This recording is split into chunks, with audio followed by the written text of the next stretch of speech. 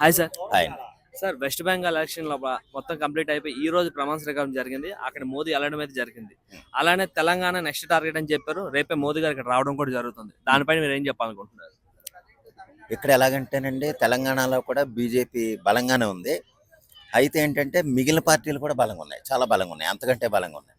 ఎందుకంటే అధికారాన్ని చేజిక్కించుకునే విషయంలో అటు కాంగ్రెస్ ఇప్పుడు ఆల్రెడీ అధికారంలో ఉంది, బీఆర్ఎస్ మళ్ళీ పోరాటం చేస్తుంది గట్టిగానే. ఈ మూడు అంటే ఎవరు ఎక్కువ ఎవరు తక్కువ అంటే బీజేపీ, బీఆర్ఎస్, అలాగే మన కాంగ్రెస్ కూడా మూడు బలంగానే ఉన్నాయి. అయితే రేపు మోదీ గారు రావటం అయితే సంతోషించదగ్గ విషయమే. ఏంటంటే బీజేపీ శ్రేణులు ఇక్కడ వాళ్ళని అభిమానించే ప్రజలు, ఆ పార్టీ కార్యకర్తలు, నాయకులు కూడా కొంచెం ఉత్సాహానికి ఇదవుతారు. దానివల్ల ఏంటంటే కొంచెం పార్టీ ఇంకొంచెం బలం చేకూరుతుంది అనటంలో సందేహం లేదు. అలా రెగ్యులర్గా రావాలి, ప్రతి సందర్భాన్ని ఉపయోగించుకుని వాళ్ళు పార్టీ సమావేశాలు ఏర్పాటు చేస్తూ ఉంటే ఏంటంటే ఈ పార్టీ కూడా మిగిలిన పార్టీల కంటే బలంగా అయ్యే అవకాశం ఎక్కువ ఉంది.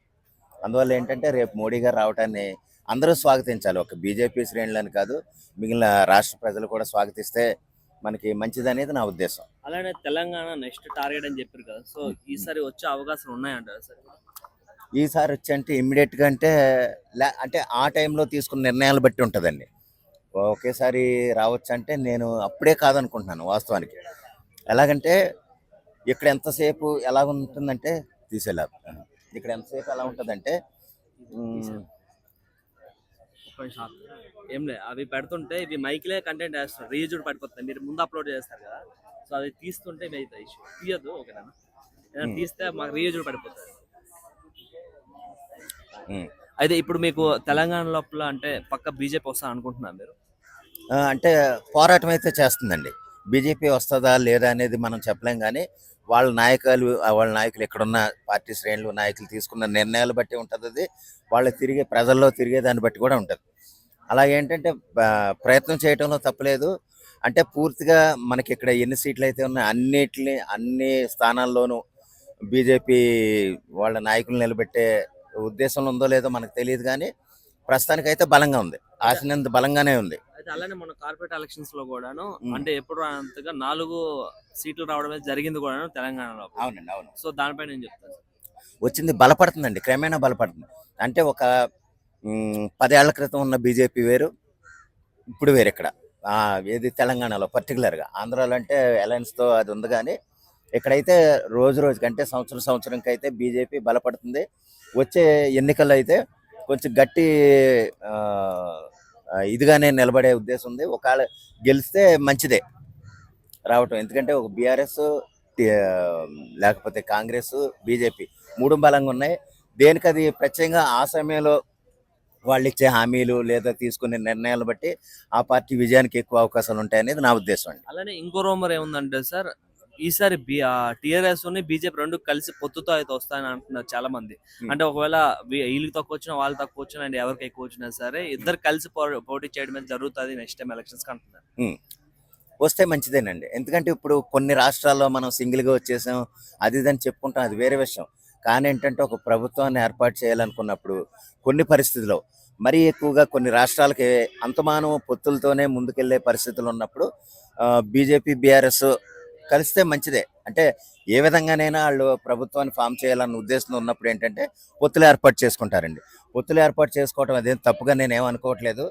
అది ఆ ముఖ్యమంత్రి నిర్ణయం ఎవరు తీసుకుంటారో మనం తెలియదు, కానీ పొత్తు ఏర్పాటు చేసుకుని ప్రభుత్వాన్ని ఏర్పాటు చేయడానికి ముందుకెళ్తే మంచిదే. ఇప్పుడు బీజేపీ ఉందండి, సపోజ్ ఇప్పుడు విడిగెళ్తే ఒక 15 సీట్లు ఎన్నో ఉన్నాయి, పొత్తు రూపంలో వెళ్తే 50 సీట్లు వస్తాయేమో, అది మనకు తెలియదు. ఆ విధంగానే 50 సీట్లు గెలుపొందడం మంచిదే కదా. అలాగని విడిగా వెళ్ళి 50 సీట్లు గెలుపొందిన ముఖ్యమంత్రి కాలేరు. ముఖ్యమంత్రి కాలేనప్పుడు పొత్తులో వెళ్ళి భాగంగా ఈ రెండు పార్టీలు కలిసి ఒక నినాదంతో వెళ్తే మంచిదనేది నా ఉద్దేశం. దానివల్ల సీట్లు పెరుగుతాయి. అంటే విడిగెళ్ళినంత మాత్రాన్ని ముఖ్యమంత్రి అయిపోతాం అంటే అది చెప్పలేం. అదే వచ్చే అవకాశాలు ప్రస్తుతానికి అక్కడ ఆంధ్రప్రదేశ్లో కానీ ఇక్కడ తెలంగాణ కానీ అంటే రెండు తెలుగు రాష్ట్రాల్లో కూడా విడిగా గెలిచేసేంత సీన్ అయితే లేదు. అదే ఇంకో విషయం ఏంటంటే సార్, తెలంగాణలో మేము బీజేపీ కాలు పెట్టనీయం అని అంటున్నారు చాలా దగ్గర కూడా, రెండు పార్టీలు కూడా. టీఆర్ఎస్ అయితేనేమి, కాంగ్రెస్ అయితేనేమి, రెండు కూడా మేము బీజేపీని తెలంగాణ గడ్డ పైన మేము కాలు పెట్టనీయం అంటున్నాం. దానికోసం అది అలా కుదరదండి. మేము బీజేపీని కాలు పెట్టినాం లేకపోతే వేరే వాడిని పార్టీ పెట్టినాము ఇది అలాగ అంటానికి ఏంటంటే హాస్యాస్పదంగా ఉంటుంది. ఆడికి వచ్చేటప్పుడు చివరికి కాళ్ళే పట్టేసుకుంటారు. అది ఎలాగంటే అది ఏదో వాళ్ళ గురించి ఏదో మాట్లాడేయాలి కాబట్టి అంటే అంటే వీళ్ళు ఎంత బలంగా ఉన్నారో అని జనాలు తెలిసేసుకుంటారని అనుకుంటారో మరేమో తెలియదు కానీ అలా రకరకాలుగా మాట్లాడతారు. ఎవరిని ఎవరు రానివ్వరు అనటానికి ఎవరికి అవకాశం లేదు, ఎవరు అంటానికి హక్కే లేదు. అందువల్ల వాళ్ళ దారిలో వాళ్ళు వెళ్తారు తప్ప మేము బీజేపీ వాళ్ళని అసలు ఇక్కడ అడుగు పెట్టినాము, మోదీ గారిని అడుగు పెట్టినాము అన్నారు. ఆయన చాలాసార్లు వచ్చాడు ఆ తర్వాత. అలాగేంటంటే ఎవరికాడు అలాగ పిచ్చివాగుడు వాగుడు తప్పండి. ఎవరిని రానివ్వటానికి అంటానికి ఎవరికే హక్కు లేదు. అంటే ఇప్పుడు బీజేపీ ఎక్కడైనా సెంట్రల్ నుంచి కూడాను ఎప్పుడు కూడాను మేము ఆర్టికల్ 3 చేయలేరు అంటే చేసి చూపించారు. అలానే వెస్ట్ బెంగాల్ కొట్టలేము అంటే కొట్టి చూపించారు. అవును. ఢిల్లీ లోపల మీ అధికారం తేలంటే తెచ్చి చూపించారు. ఈసారి తెలంగాణ కూడా టార్గెట్ చేస్తారంటే వాళ్ళు తెస్తారనే నమ్మకం కూడా చాలా మందికి ఉంది. అంటే బీజేపీ ఎక్కడైతే మేము తేలేరని చెప్పి వాళ్ళు రెచ్చగొడతారో అక్కడే వాళ్ళు చేసి చూపిస్తున్నారు. అవునండి. వస్తే అవకాశం ఉంది. ఎలాగంటే ఛాలెంజ్ చేసిన ప్రతిసారి అయిపోద్దని కాదు నేను అనేది. ఒకవేళ అయితే కనుక మంచిదే.